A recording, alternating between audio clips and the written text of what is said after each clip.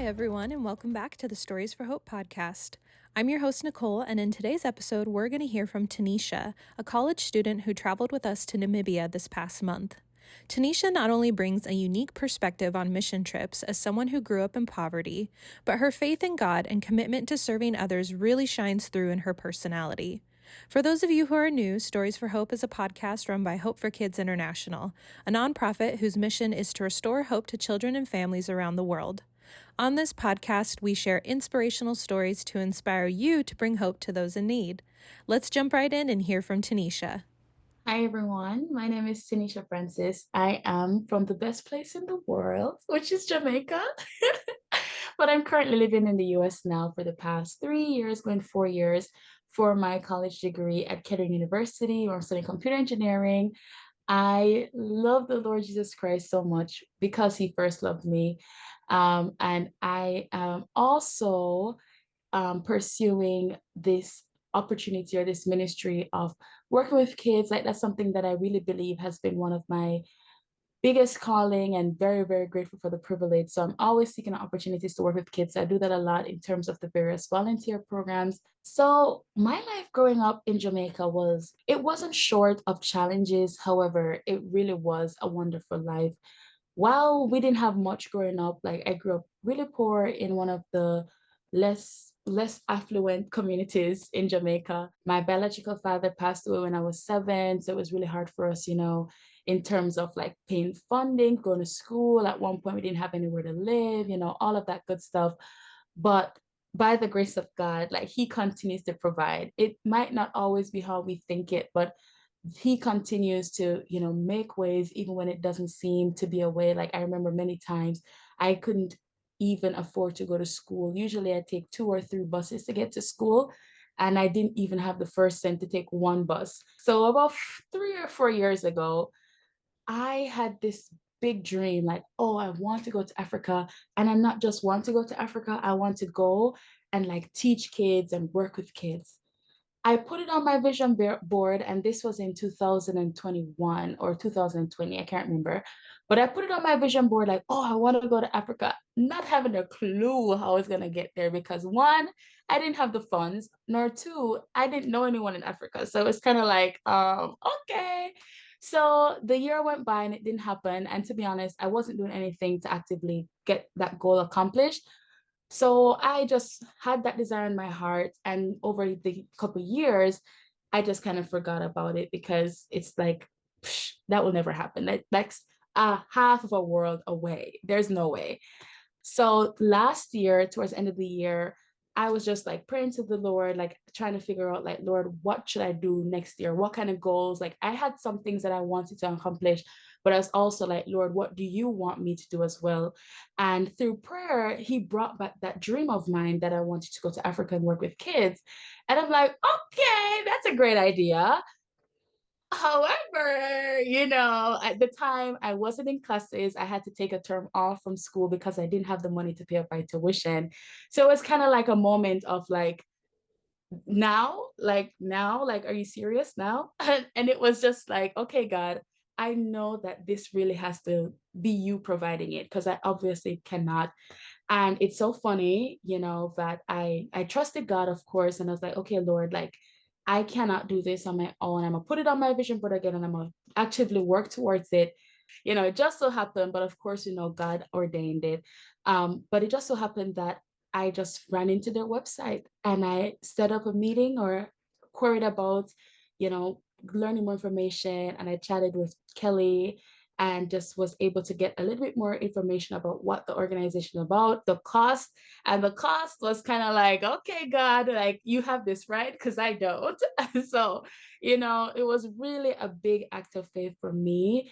And it's just so amazing to me how intentional God is and how He never starts something and stop it. So after I had, prayed about it and God was like, okay, go ahead.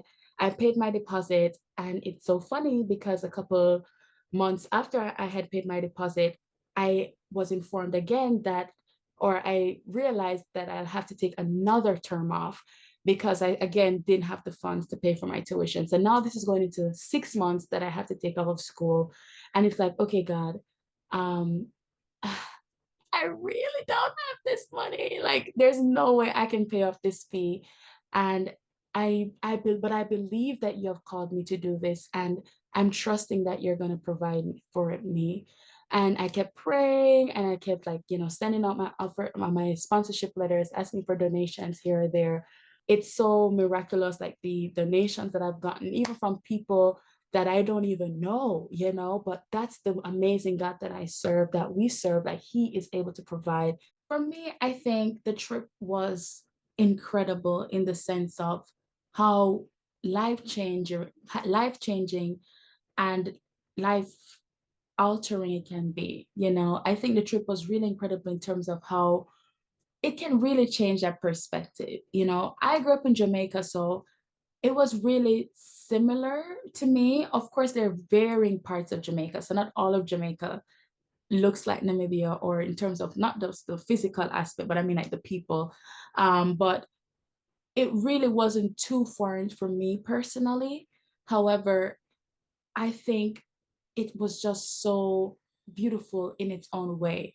I think the thing that really made that trip so beautiful is really just the people. Like, even just working with the kids, going in, you see their smiling faces, like they're so joyful and they're so beautiful. Like, they're laughing and smiling, and they're just filled with so much hope, like, and just that hope that they have, I think, is one of the most incredible gifts you can have ever. Like, if you have $1 million and you don't have any hope, it's like you really have nothing. And even though, they aren't as privileged to have certain things and even certain needs, just having that hope, I think, really just made that trip for me, like seeing that hope that they had, just really made that trip so incredible for me. And just their kindness as well, their kindness to be able to like include us into what they're doing, like just their generosity, like they really demonstrated like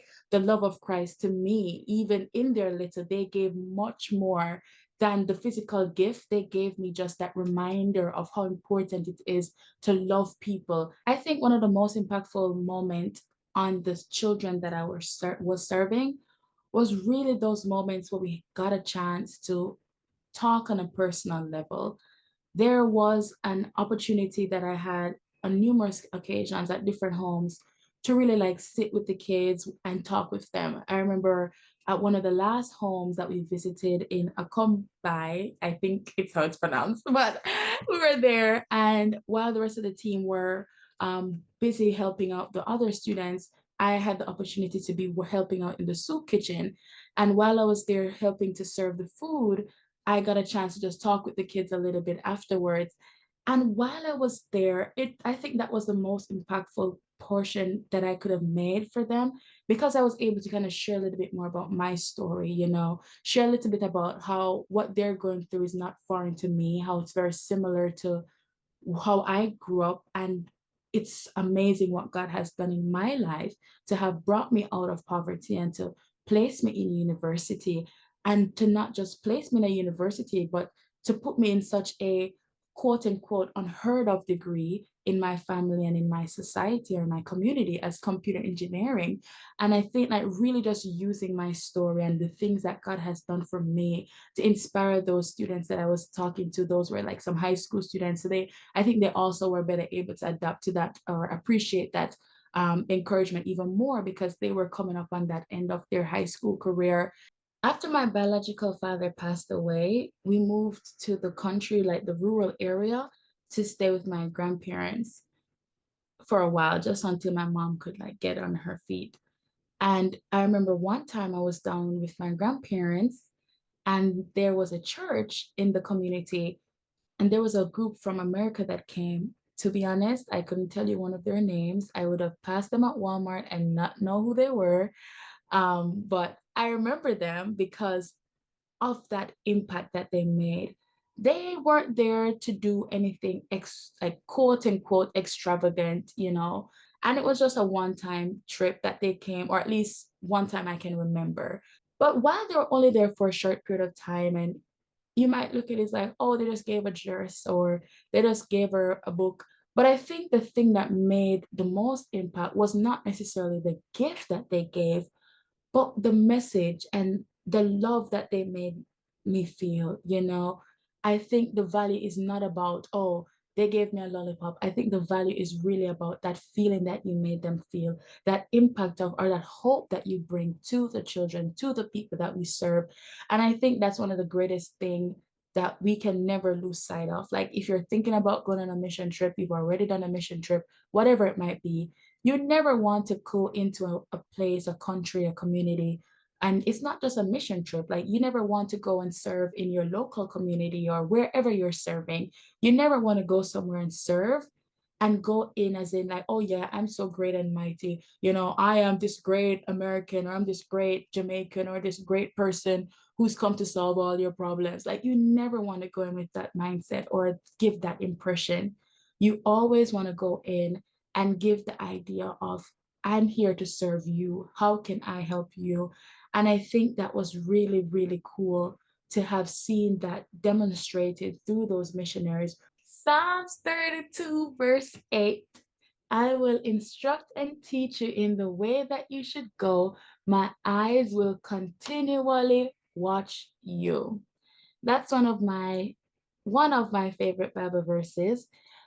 And I just want to encourage someone with that Bible verse. Like God says he will instruct and teach you in the way you are to go. That is so exciting because I don't know about anyone else. Like I'm in my 20s and I don't think it gets any easier, but I have no clue what I'm doing.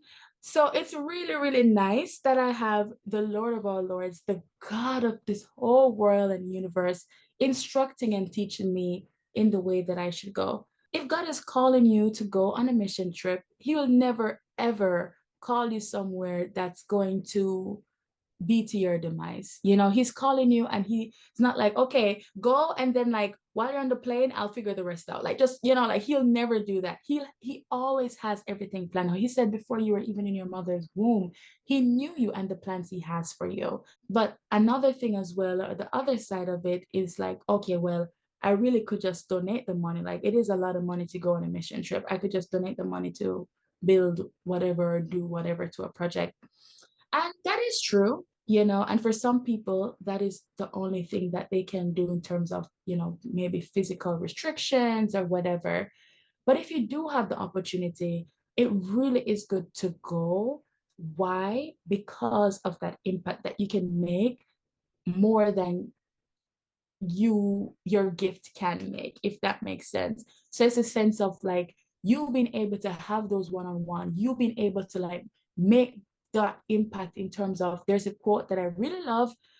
It's not what you do, people will forget it. Like you do something today, they're gonna forget what you do, they're probably gonna forget what you said, but they'll never forget how you made them feel.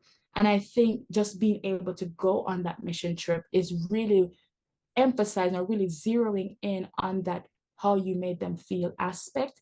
And that I believe makes the world of a difference. It's able to make just such a even more greater impact than if you had just donated. And of course, there is benefits to just donating, especially if it's the only thing that you can do. But there's also equal importance for actually going and just being able to use that physical face-to-face interaction and just love on these kids and love on the people that we serve. It makes way more of a difference, I believe. Thank you so much, Tanisha, for sharing your story and also your reflection on your mission trip to Namibia. I feel like Tanisha's insights are really beneficial to those who are thinking about joining a mission trip or those who are wanting to make an impact in the lives of other people. I think the big takeaway here is that relationship building is the key to successful missions and successful impact. It's not about what you do, it's about how you make someone feel. Every year, we have led mission trips to serve alongside our ministry partners around the world, including Namibia. If Tanisha's story has inspired you, we'd love to hear from you. You can get connected with us by going to H4KI.org. Thanks again for joining us. Have a blessed day, everyone.